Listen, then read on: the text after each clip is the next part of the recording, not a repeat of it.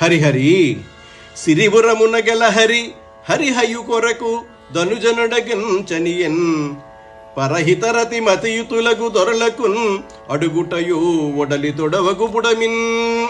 హరిహరి సిరయురమునగల హరిహరియు కొరకు ధనుజనుడగంచనియన్ పరహితరతి మతియతులగు దొరలకున్ అడుగుటయు ఒడలి తొడవగు బుడమిన్. హరిహరి అంటే అయ్యయ్యో, తన వక్షస్థలం మీద సకలైశ్వర్యప్రదాయిని అయిన లక్ష్మీదేవిని ధరించిన శ్రీ మహావిష్ణువు ఇంద్రుని కొరకు బలిచక్రవర్తిని యాచించుటకై వెళ్ళాడు.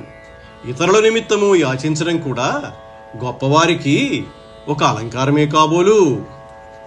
సర్వప్రపంచ గురుభర నిర్వాహకుడగుటంచేసి నిరిచరుదేరన్ కర్వుని వ్రేగు సహింపక ఉర్వీస్థలీ కృంకిన్ మృగ్యన్ ఉరగేంద్రుడున్. భగవంతుడైన వామనుడు తన కడుపులో సమస్త లోకాలను భరించేవాడు. అందువల్ల అతడు వయ్యారంగా నడిచేటప్పుడు అతని బరువులకు తట్టుకోలేక భూమి కృంగిపోయింది. ఆదిశేషుడు వంగిపోయాడు.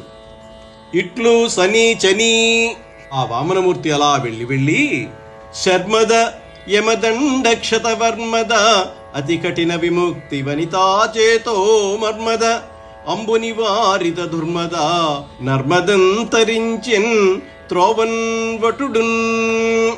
ఆ బయలుదేరిన వామనుడు నర్మదా నదిని దాటాడు.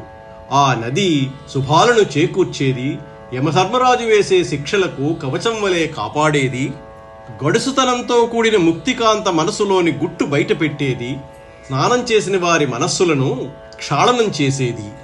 వామనుడు నర్మదా నదిని దాటి దానికి ఉత్తర తీరంలో ఉన్న చండస్ఫూర్తివటుండుగాంచే బహుధా జల్పన్నిషాటంబు చండస్ఫూర్తివటుండుగాంచే బహుధా జల్పన్నిషాటంబు ఉద్దండాహూతమునీభ్య బిభ్యత్ అమృతాంధసిద్ధకూటంబున్ ఉద్దండాహుతమునీభ్య బిభ్యదమృతాంధసిద్ధకూటంబున్ వేదండాశ్వధ్వజనీకవాటము మహోద్యద్ధూమ సంచన్న మార్తాండస్యందన కోటమున్ బలిముఖాంతర్వేదిక వాటమున్.